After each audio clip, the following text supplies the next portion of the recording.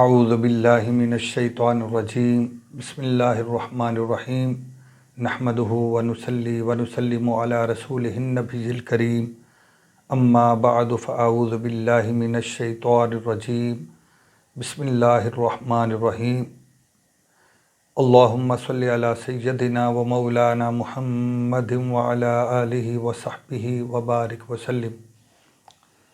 معزز طلباء و طالبات و معزز سامعین گرامی، السلام علیکم ورحمۃ اللہ وبرکاتہ۔ ہم حضرت سیدنا شیخ شرف الدین سعدی شیرازی رحمۃ اللہ علیہ کی مایہ ناز تصنیف کریمہ سعدی پڑھ رہے تھے۔ آج الحمدللہ ہم کریمہ سعدی کے 18ویں لیکچر میں حاضر ہیں۔ ہم جس بیان کو پڑھ رہے تھے اس کا عنوان ہے در فضیلت علم، علم کی فضیلت میں۔ تو پہلی 2 نشستیں 2 پارٹ آپ سماعت کر چکے۔ آج اس کے ہم تیسرے حصے میں حاضر ہیں۔ آج کا یہ تیسری نشست ہے در فضیلت علم کی۔ آج کی نشست میں انشاءاللہ العزیز ہم اللہ پاک کے اذن اور اس کی توفیق سے آج ہم اس بیان کو کمپلیٹ کر لیں گے۔ تو توجہ کے ساتھ آج کا سبق دیکھیں۔ چلتے ہیں بلا تاخیر آج کے سبق کی طرف۔ آج کا سبق، آج کا پہلا اور مجموعی طور پر 6واں شعر ہے۔ توجہ سے آپ اسکرین کے اوپر دیکھیں۔ برو دامن علم گیر استوار، برو دامن علم گیر استوار، کہ علمت رساند بدار القرار، کہ علمت رساند بدار القرار۔ شیخ شرف الدین سعدی شیرازی رحمۃ اللہ علیہ فرماتے ہیں کہ جا اور علم کا دامن مضبوطی سے پکڑ لے، جا اور علم کا دامن مضبوطی سے پکڑ لے، کہ علمت رسانت بدار القرار، کیونکہ علم تجھے جنت میں پہنچا دے گا، کیونکہ علم تجھے جنت میں پہنچا دے گا۔ علم کا دامن کیوں پکڑ لے؟ کیونکہ یہ علم تجھے جنت میں پہنچا دے گا۔ لفظی ترجمہ آپ دیکھیں۔ پہلا لفظ آیا برو، برو کا معنی ہے تو جا۔ یہ اصل میں لفظ ہے رو، را اور واو، رو، اور با اس کے ساتھ زائدہ ہے۔ جیسے آپ نے قاعدہ پڑھا، فارسی قاعدہ میں گرامر میں پڑھا کہ با بھی زائد آ جاتی ہے امر پر، بر بے بر بے شکن شکن بو گزر گزر۔ تو ادھر آپ نے یہ قاعدہ پڑھا کہ امر کے شروع میں با بھی زائد آ جاتی ہے، تو یہاں بھی یہ با زائدہ ہے۔ یہ اصل لفظ ہے رو، یہ رفتن مصدر سے فعل امر واحد حاضر کا صیغہ ہے رو، تو جا۔ رفتن سے رود مضارع آتا ہے، اور رود سے ہم گردان کریں مضارع کی تو آتا ہے رود، روند، روی، را، واو اور یا کو دور کرے تو جو بچے گا یعنی رو، یہ فعل امر واحد حاضر کا صیغہ ہوگا رو، یعنی تو جا، اور شروع میں با لگایا تو با زائدہ، تو یہ بنے گا برو، تو جا۔ تو یہ ہے برو دامن علم گیر استوار، تو یہ لفظ برو، تو جا، یہ رفتن مصدر سے فعل امر واحد حاضر کا صیغہ ہے۔ آگے لفظ آیا گیر، گیر کا معنی ہوتا ہے تو پکڑ، یہ بھی فعل امر کا صیغہ ہے گرفتن مصدر سے، گرفتن سے گیرد مضارع آتا ہے، گیرد، گیرند، گیری، یا کو دور کیا تو جو باقی بچے گا وہ فعل امر کا صیغہ ہوگا، یعنی گیر، یہ واحد فعل امر واحد حاضر کا صیغہ ہے۔ تو پکڑ، اس کا معنی ہوگا تو پکڑ۔ استوار کا معنی مضبوط، رسانت کا معنی پہنچائے گا، یہ رسانیدن مصدر سے فعل مضارع واحد غائب کا صیغہ ہے، رسانت پہنچائے گا۔ دار القرار کا معنی بہشت یا جنت، بہشت یا جنت۔ اب توجہ سے اس شعر کو سمجھیں۔ برو دامن علم گیر استوار، جا، برو جا، دامن علم، علم کے دامن کو، گیر استوار مضبوطی سے پکڑ لے، مضبوطی سے تھام لے، جا اور علم کے دامن کو مضبوطی سے تھام لے، کہ علمت رسانت بدار القرار، کیونکہ یہ علم تجھے جنت میں پہنچا دے گا، کہ علمت، کہ کیونکہ علم تا ضمیر خطاب، یعنی تجھے، رسانت پہنچائے گی، پہنچائے گی، یعنی علم تجھے پہنچائے گا بدار القرار جنت میں، کہ علمت رسانت بدار القرار، کیونکہ علم تجھے جنت میں پہنچائے گا۔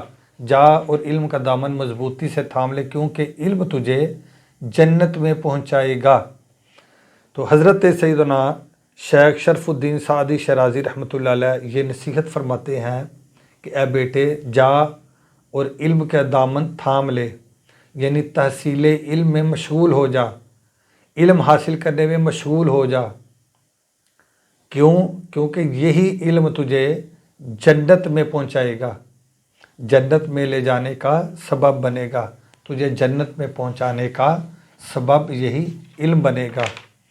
حضرت سیدنا ابو سعید خدری رضی اللہ تعالی عنہ فرماتے ہیں کہ حضور نبی رحمت صلی اللہ علیہ وآلہ وسلم نے فرمایا، ان ابی سعید الخدری رضی اللہ تعالیٰ عنہ عن رسول اللہ صلی اللہ علیہ وآلہ وسلم لن یشبع مؤمن من خیر یسمعہ حتی یکون منتہاہ الجنہ۔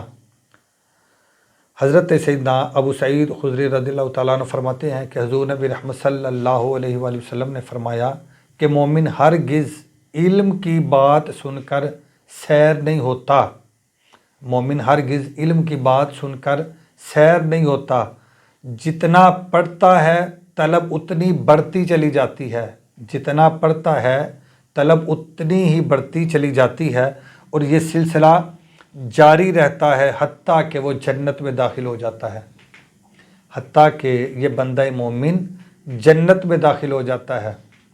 تو وہ علم دین پڑھنے میں، سیکھنے میں، سکھانے میں وہ مشغول رہتا ہے حتیٰ کہ وہ جنت میں داخل ہو جاتا ہے۔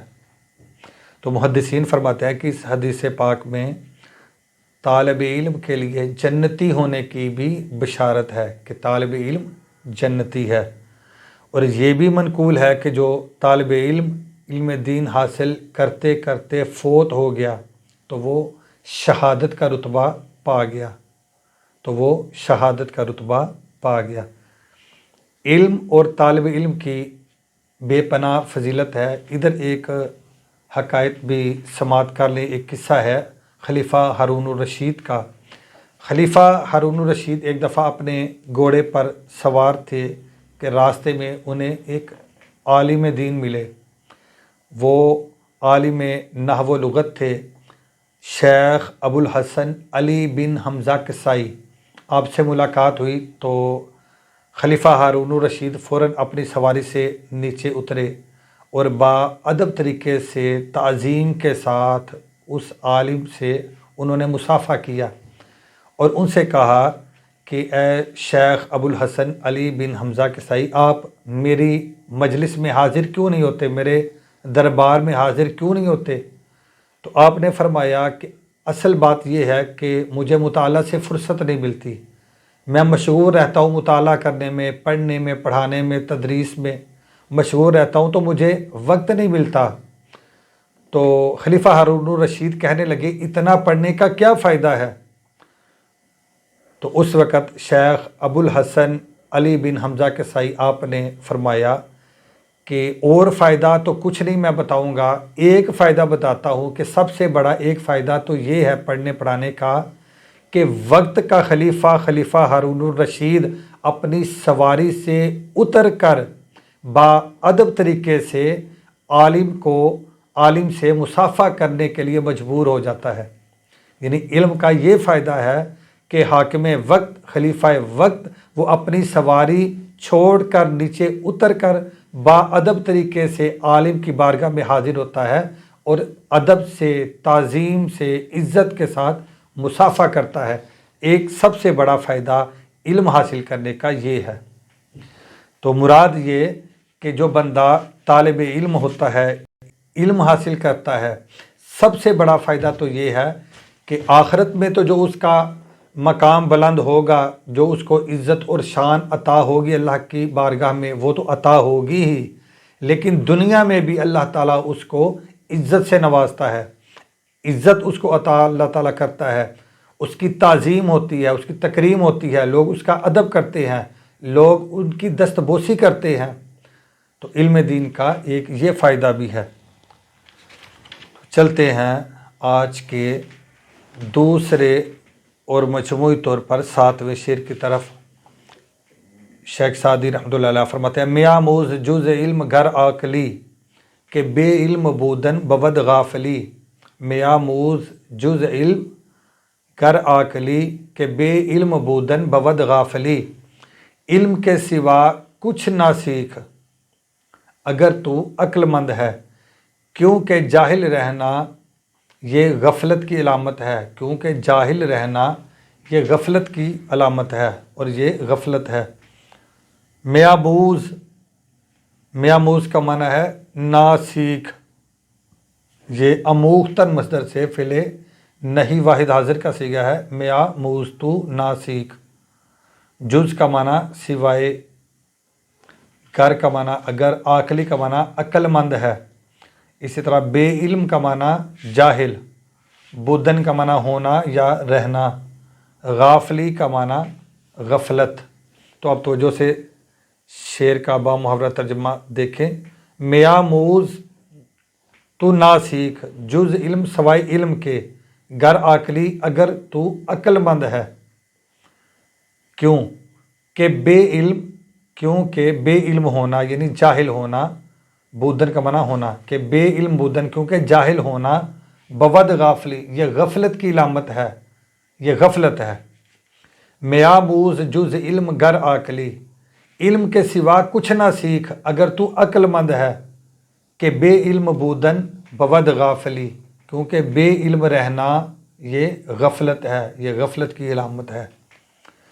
تو جہالت ہر شر کی بنیاد اور اس کی جڑ ہے جہالت، یعنی ہر شر جہالت سے جنم لیتا ہے، جہالت و شہوت سے ہر شر جنم لیتا ہے، جبکہ ہر خیر وہ علم اور صبر سے جنم لیتا ہے۔ تو دنیا میں ہر شے کے دو پہلو ہیں، اگر ایک طرف شر ہے تو دوسری طرف خیر ہے، ایک طرف اچھائی ہے تو دوسری طرف برائی ہے، ایک طرف جائز ہے تو دوسری طرف ناجائز ہے، ایک طرف حلال ہے تو دوسری طرف حرام ہے، ایک طرف صحیح ہے تو دوسری طرف غلط ہے، ایک طرف اندھیرا ہے تو دوسری طرف اجالا ہے، یعنی ہر شے کے دو مختلف پہلو ہوتے ہیں۔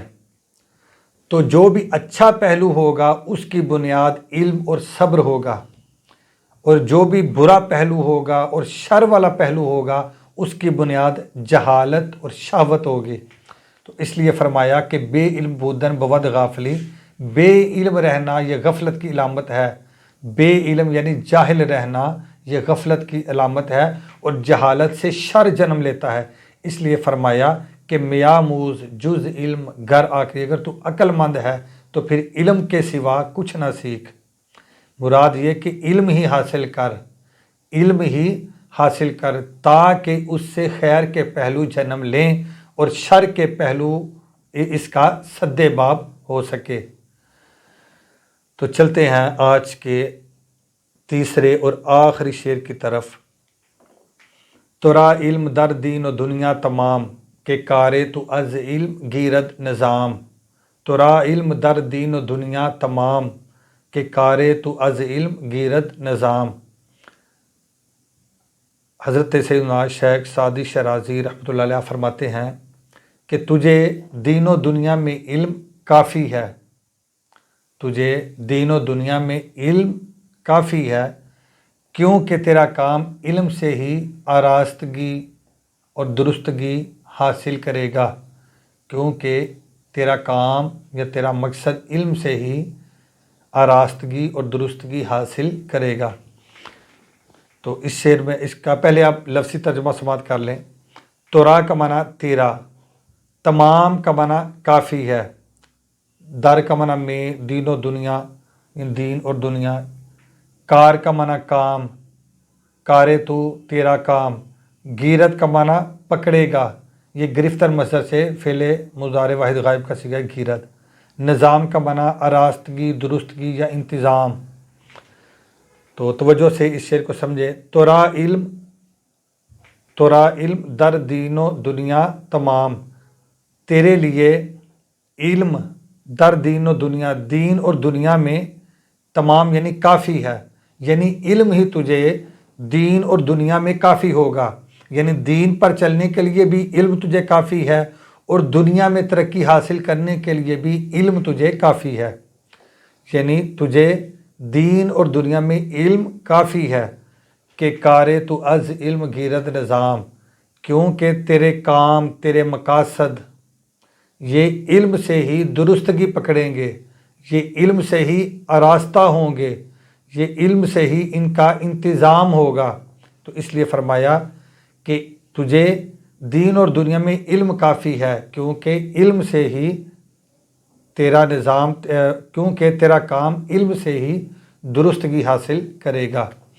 تو امید ہے کہ آج کا سبق بھی آپ نے اچھے طریقے سے سمجھا ہوگا، اس کا تکرار کریں، دوبارہ خوب اچھے طریقے سے اس کو سیکھیں، سمجھیں، تحریر کریں، زبانی لکھیں۔ جو اسٹوڈنٹس ہیں بالخصوص ان کے لیے ہے کہ وہ اس کے جتنے بھی آنے والے سیگے ہیں ان کو بھی حل کریں۔